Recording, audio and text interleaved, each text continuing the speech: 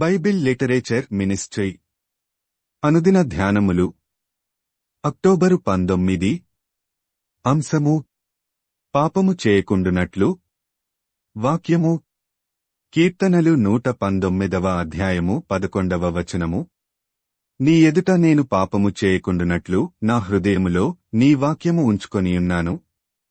ప్రభువునందు ప్రియులారా, నేటి వాక్యమును ధ్యానించుకుందాము. ఈ లోకల్లో ఎటు చూసినా పాపమే కనిపిస్తుంది. నిద్రలేచిన దగ్గర్నుండి ఎన్నో పాపపు సంగతులు మనకి కనిపిస్తుంటాయి, వినిపిస్తుంటాయి. హత్యలు, ఆత్మహత్యలు, మానభంగాలు, వ్యభిచారము, మోసము నిత్యము జరిగే ఇలాంటి పాపపు ప్రపంచంలో జీవిస్తూ పాపము చేయకుండా మనల్ని మనం నియంత్రించుకోవడం మనకు ఒక పోరాటము లాంటిది. ఈ భూమి మీద మనుష్యులు తప్పులు చేయకుండా క్రమమైన పద్ధతిలో నడవడానికి కొన్ని చట్టాలు చేయబడతాయి. వాటి ప్రకారం అందరూ నడుచుకోవాలి. చట్టానికి వ్యతిరేకంగా ఏమైనా తప్పులు చేస్తే చట్ట ప్రకారం శిక్షిస్తారు.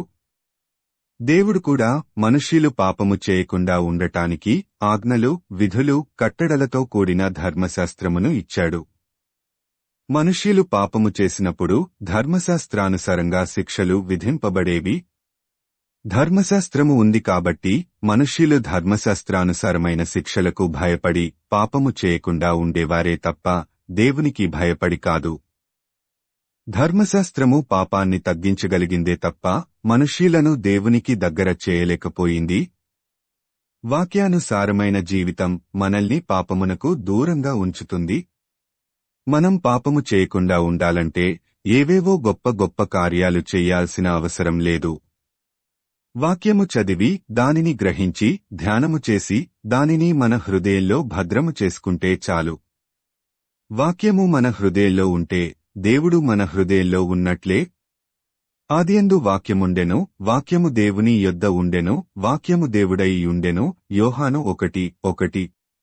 పోతీఫరు భార్య యోసేపును బలవంతపెట్టినప్పుడు పాపము చేయకుండా ఆయనను కాపాడింది వాక్యమే.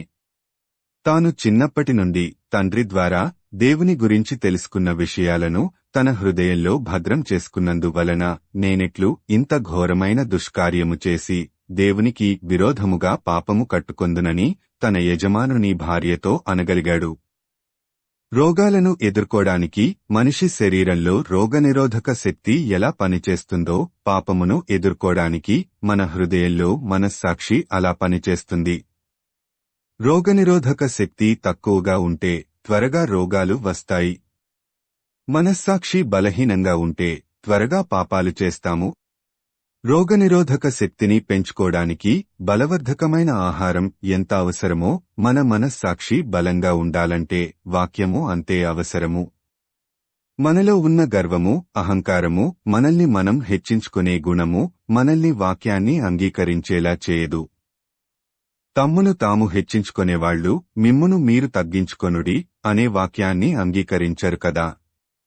అందుచేత సమస్త కల్మషమును, విర్రవీగుచున్న దుష్టత్వమును మాని లోపల నాటబడి మీ ఆత్మలను రక్షించుటకు శక్తిగల వాక్యమును సాత్వికముతో అంగీకరించుడి. యాకోబు 1:21. ప్రార్థించుకుందాము. ప్రభువా, మేము జీవించినంతకాలం పాపము చేయకుండునట్లు నీ వాక్యమును మా హృదయములో ఉంచుకొనున్నట్లు మాకు సహాయం చేయుమని యేసయ్య నామమున అడుగుతున్నాము తండ్రి. ఆమేన్. ప్రభువునందు ప్రియులారా, మార్కు సువార్త 16వ అధ్యాయము 15వ వచనములో మీరు సర్వలోకమునకు వెళ్లి సర్వసృష్టికి సువార్త ప్రకటించుడి అని యేసు ప్రభువు చెప్పాడు. కాబట్టి సువార్తను ప్రకటించడంలో భాగంగా ఈ వాక్యమును మీ స్నేహితులు, బంధువులకు షేర్ చేయమని ప్రభువు నామమున కోరుతున్నాను. దేవుడు మిమ్మును దీవించునుగాక.